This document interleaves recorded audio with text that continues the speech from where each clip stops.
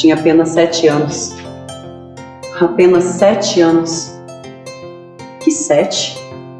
Não chegava nem a 5. De repente, umas vozes na rua me gritaram negra.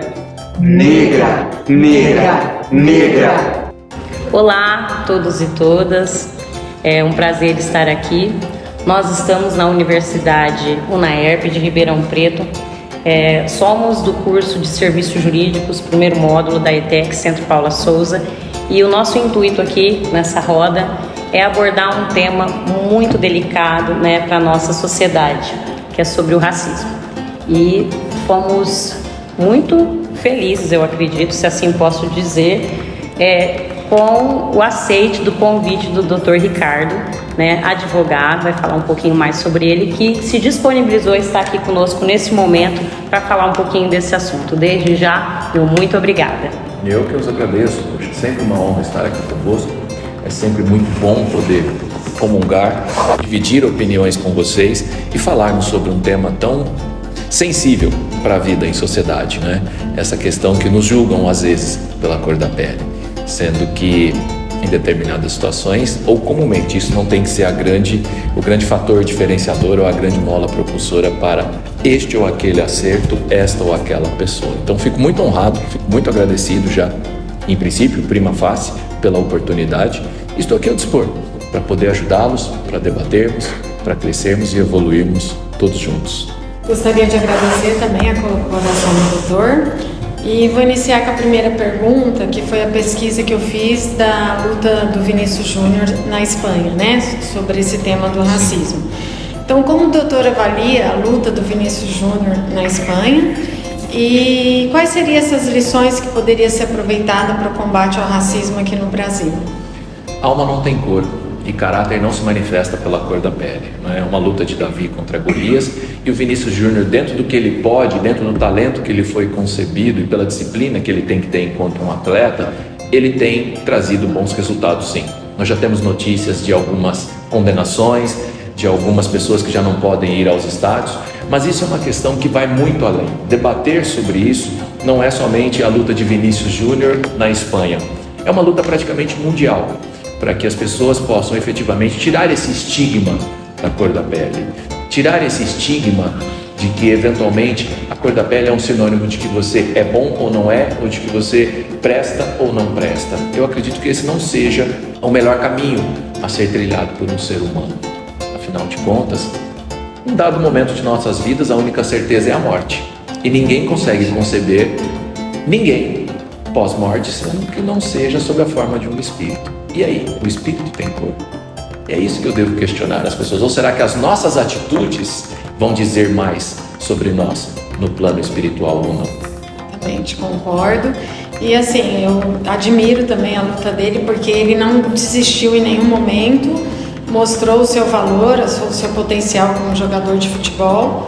E é uma pessoa que foi um exemplo, para todos nós. Logo o futebol agora, que é um esporte que movimenta paixões, nações, Eu acho que é um dos esportes mundialmente mais conhecidos e mais assistidos, e nós temos ainda problemas como esses, Questões voltadas a uma sociedade evoluída, a uma sociedade enfraquecida em pleno século XXI. Então que sirva de exemplo a nós todos e que possamos efetivamente comungar da luta desse menino, porque não basta ele somente lutar por conta própria contra aquele pessoal que prefere julgá-lo pela cor da pele. Eu acho que essa questão está muito ligada também a um critério econômico-social, mas a questão do Vinícius talvez venha fugir um pouco disso, porque o Vinícius, sendo um jogador de futebol, ele tem muitas condições, ele tem dinheiro, muito embora ele tenha uma origem simples, pobre, humilde. Ele é um menino que está vencendo e já venceu financeiramente, e mesmo assim ele sofre esse tipo de preconceito, A origem para mim de preconceito é pré-conceito. Esse pré-conceito são conceitos pequenos, são conceitos prévios, ou seja, não são conceitos definidos. E isso forçosamente na vida em sociedade gera prejuízo, que é a definição de prejuízos. Então quem age com preconceito certamente vai trazer prejuízo ou vai ter prejuízo consigo, E como que eu vejo essa ideia dele de querer enfrentar tudo isso? Para ter chegado a esse ponto, eu fico imaginando o tanto que esse menino, permitam-me dizer menino, porque ele ainda é jovem, Sim. Não sofreu para poder chegar onde chegou, diante de todo esse talento que ele possui. Eu posso garantir que se não fosse o esporte, se não fosse a condição dele de atleta, ele estaria sofrendo um preconceito muito maior.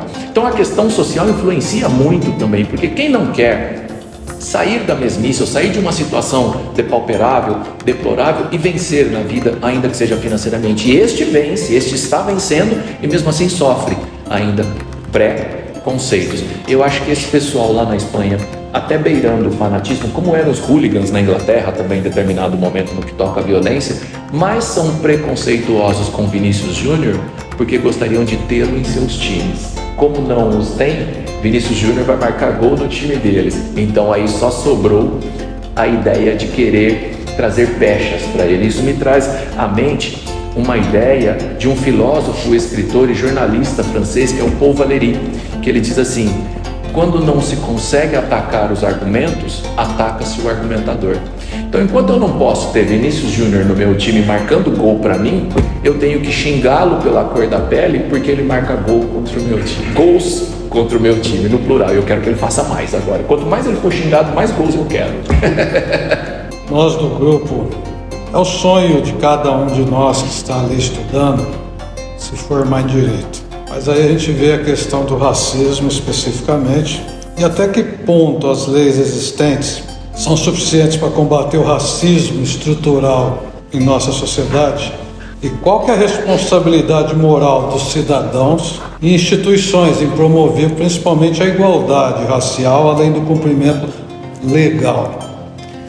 Infelizmente, nós vivemos num país onde as nossas leis têm uma origem que é pautada no civil law. Diferente, por exemplo, dos Estados Unidos, da Inglaterra, que nós temos o common law.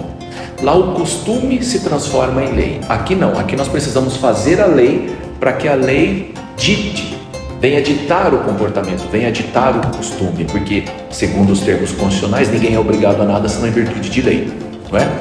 Então, é infeliz de uma nação que não tenha bons modos, porque racismo é, antes de tudo, falta de educação.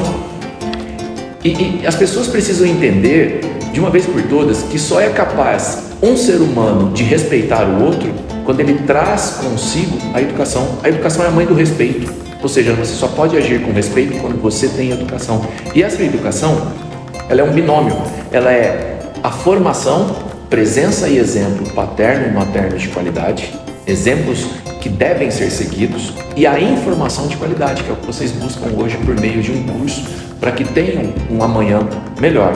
Então eu acredito que nós temos uma legislação muito boa. O que nós não temos é um comportamento social adequado em respeito ao ser humano. E principalmente, uma fraqueza institucional. Nós não temos instituições que têm pessoal suficiente para trabalhar para combater. Então nós temos uma lei de racismo, mas que ainda é pouco aplicada porque nós não temos institutos policiais que conseguem investigar de verdade. Nós não temos varas especializadas de combate e a nossa punição tem que incutir no infrator a ideia de reflexão. Toda pena a ser aplicada a alguém, ela tem um duplo caráter, um duplo binômio, que é preventivo e repreensivo. O preventivo se subdivide em específico e genérico, ou seja, o delinquente, aquele que cometeu um delito, vai ter que refletir. É o tal do vai pensar que você está de castigo. E o genérico é, olha o que o fulano fez, ele tomou uma pena por conta disso, então se eu fizer eu também vou ser apenado. E o caráter repressivo, não é? É aquele diretamente na pessoa do delinquente. Ele tem que pagar por que ele fez. Ou seja, inconcebível seria conceber que alguém fizesse o que faz e disso tudo saísse imune e impune. Ou seja, ele ganha uma sensação de que não vai ter nenhum tipo de apenação em seu desfavor. Então assim, falar que não tem lei, nós temos. Falar que a lei é pro forma, sim, mas ela é pro forma por conta das nossas instituições que são frágeis e por conta do nosso comportamento social que não é adequado, não é? A questão é que nós tivemos no passado uma vinda do negro, que a gente fala muito de racismo, mas a gente tem muita ideia só do negro, e nem sempre essa questão é voltada às pessoas de pele com ascendência negra. Porque, como eu dizia a outra pergunta, essa questão assimila-se muito hoje à questão social. Eu não tenho relatos aqui, depois de que, por exemplo, Barack Obama se tornou presidente dos Estados Unidos, de racismo em seu desfavor. Mas talvez nós tenhamos relatos que até chegar lá, até para poder se tornar um presidente, ele deve ter sofrido muito. Então isso a gente precisa levar em consideração, que hoje às vezes a nossa sociedade quer usar o racismo para denigrir, para diminuir alguém socialmente, como se esse alguém não fosse capaz.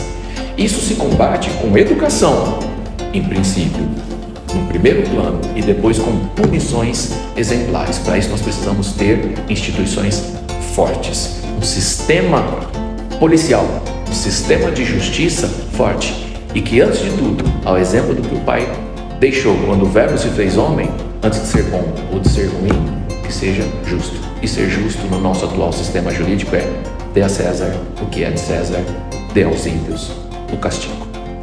Pensando aqui na questão escola, né, das instituições e da seriedade que isso deve ser dado, né? Quando a gente fala de educação, não só aquela que é recebida dentro de casa pelos pais, né, que já está agregada aos costumes, aos seus valores, mas a partir do momento que aquele cidadão ainda é criança, ele ingressa na escola, ali também ele vai ter várias oportunidades de aprendizado. E nós sabemos da implementação da Lei 10.639 nas escolas, né, que é ligada aos conteúdos, né, que devem ser, né, transpassados para essas crianças, né, de uma forma dinâmica, e que elas possam ter esse contato com esses conteúdos.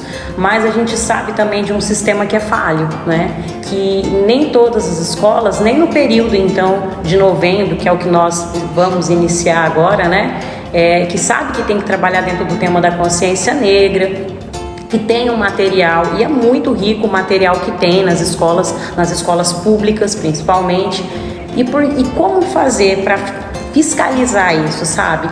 O que o pai pode fazer, o que a família principalmente pode fazer para garantir, para cobrar que esses conteúdos, que a criança tenha acesso a isso, porque eu entendo que a criança não nasce preconceituosa, mas de acordo com o ambiente aonde ela está inserida, isso sim pode começar a ser desenvolvido de uma forma muito errônea, que não deve existir. Então, como garantir que essa lei ela seja aplicada nas escolas, nas instituições? Então, pensando na questão da educação.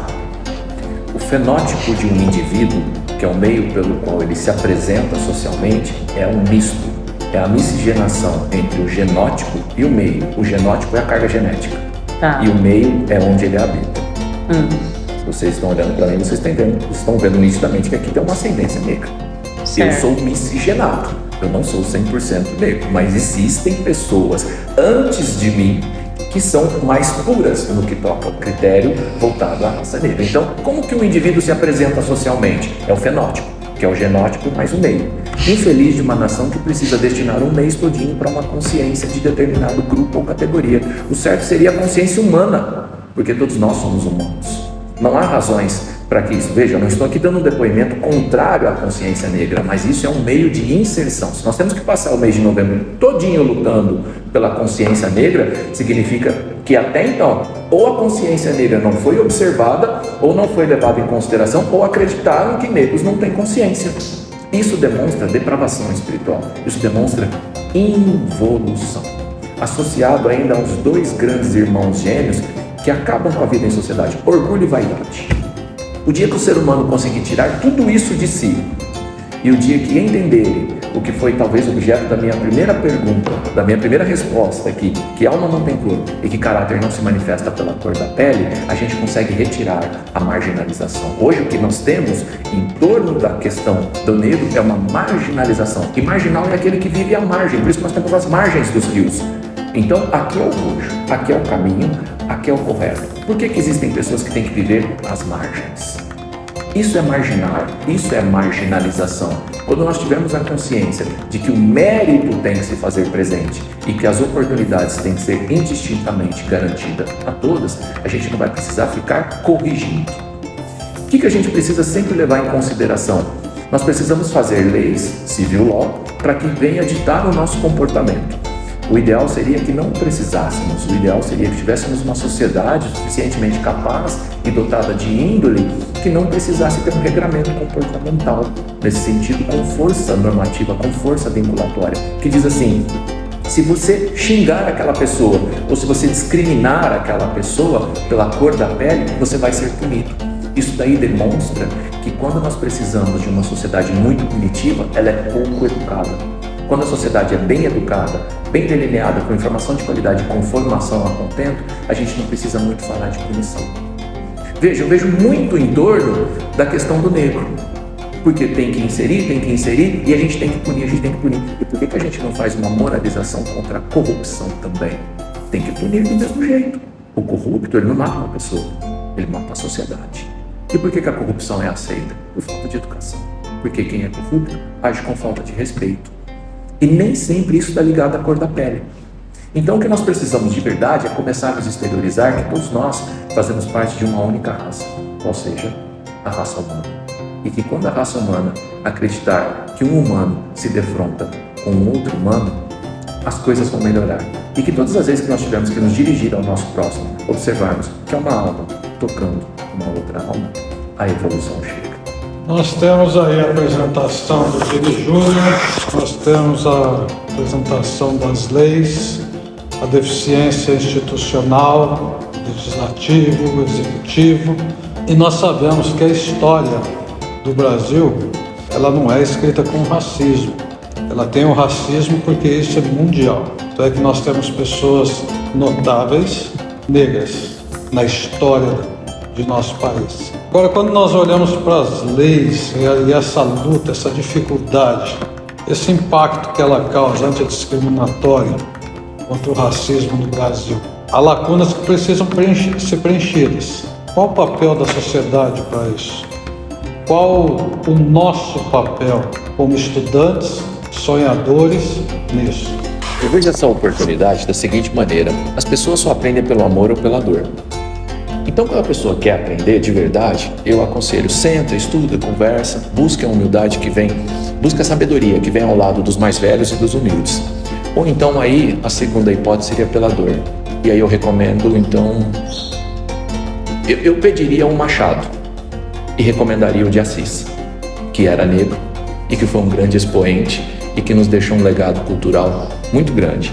Então, para aqueles que pensam pequeno, para aqueles que acham que talvez o negro não tenha um potencial, não é a questão do negro, é a questão do ser humano. Vá ler Machado de Assis. Quem sabe você não mude as suas concepções, as suas acepções de mundo, e você não possa construir também um futuro melhor, um mundo melhor para si e para seus filhos. E nós, enquanto sociedade, nos compete não aplaudirmos comportamentos inaceitáveis. A sociedade brasileira é muito tolerante com coisa errada. E aí, quando você não tem a tolerância que não era necessária, a sociedade fala assim: você é Caxias, você é linha dura, você é militar. Não é nada disso. O povo brasileiro tolera muita coisa que não deveria ser tolerada, ter sido implementada. Como, por exemplo, a chamada Lei de Gerson. A gente vai dar um jeitinho. Não, eu pego aqui, eu furo ali. Então isso daí não demonstra uma sociedade correta. É lógico que o brasileiro ele tem um comportamento ímpar mundialmente. A terra é tão boa, mas é tão boa que se você passar asfalto, nasce mesmo assim. Mas o povo precisa melhorar, o povo precisa estudar. E por isso que eu disse aqui, invoquei Machado de Assis, porque para mim o estudo é o que me trouxe aqui hoje diante de vocês. Foi o estudo que trouxe dias melhores a mim.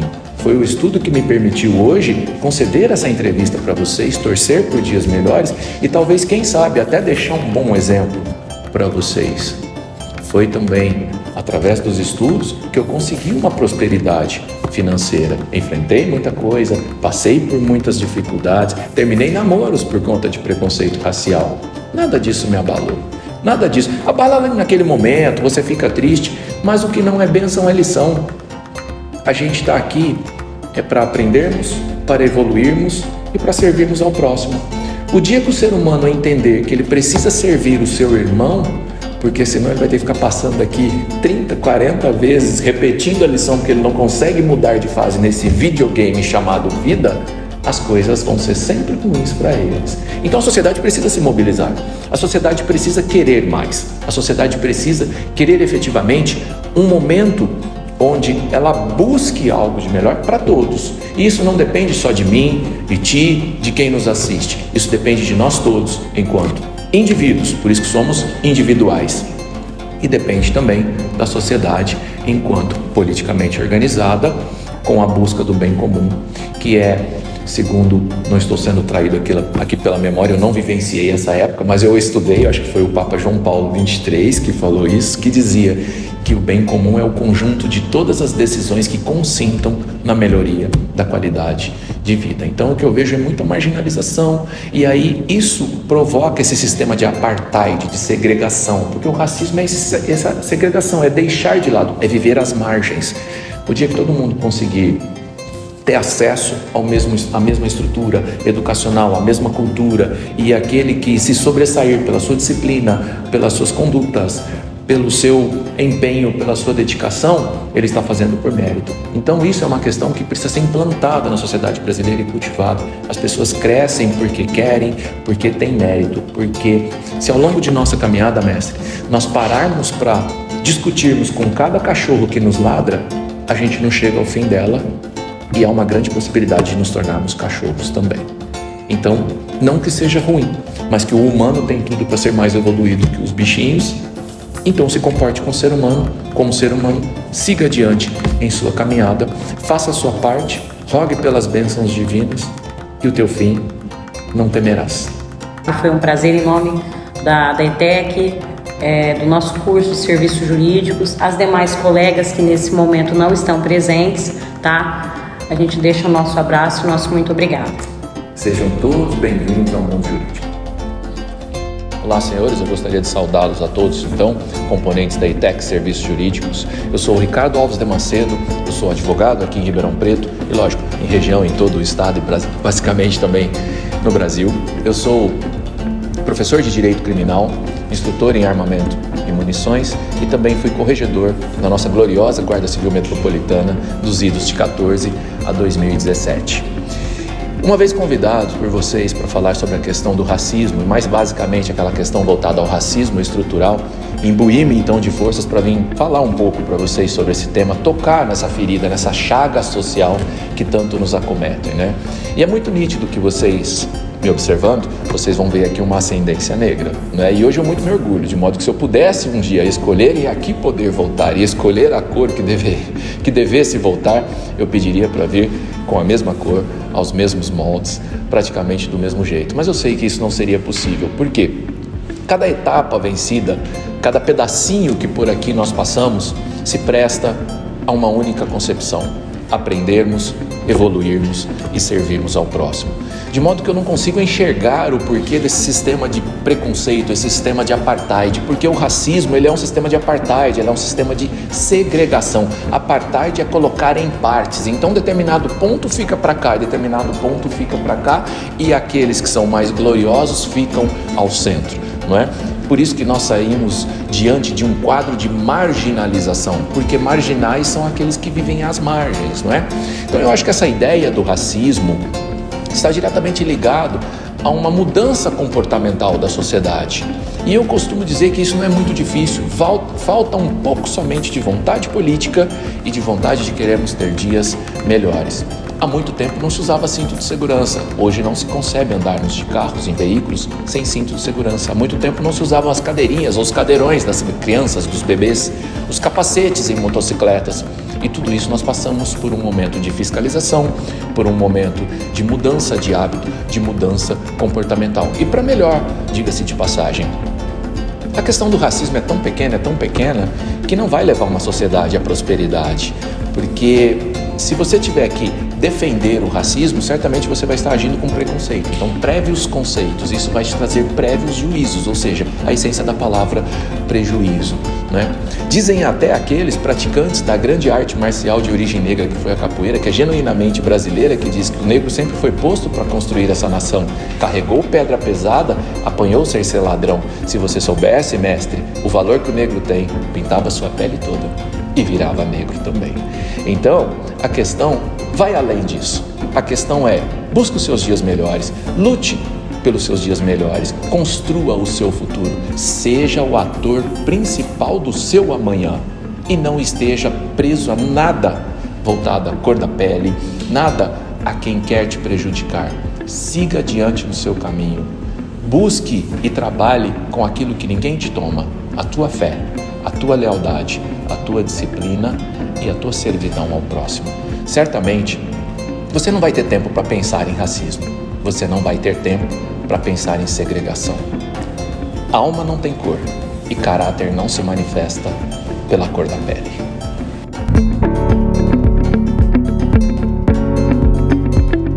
Boa noite. Como a professora já disse, nós estamos realizando um trabalho na disciplina de IED e Ética e o nosso tema é sobre racismo. E agora a gente vai, a Simone elas vão entregar um panfleto para vocês sobre o tema de racismo. Tem um número que vocês podem ligar caso estiver acontecendo alguma situação com vocês. E aqui a gente está concluindo mais uma etapa de uma ação que vai ser tudo um resumo do dia da apresentação. Inclusive eu quero convidar vocês para a apresentação que vai ser no dia 18 lá no auditório. Seria um prazer se vocês estivessem conosco. You're doing great. You're doing a great job. Don't stop. Do not stop. We are black people and we shouldn't have to feel like this. We shouldn't have to protest because y'all are treating us wrong. We do this because we need to and have rights. Go ahead. I've been born and raised in Charlotte. And I never felt this way till now. And I can't stand how we're treated. And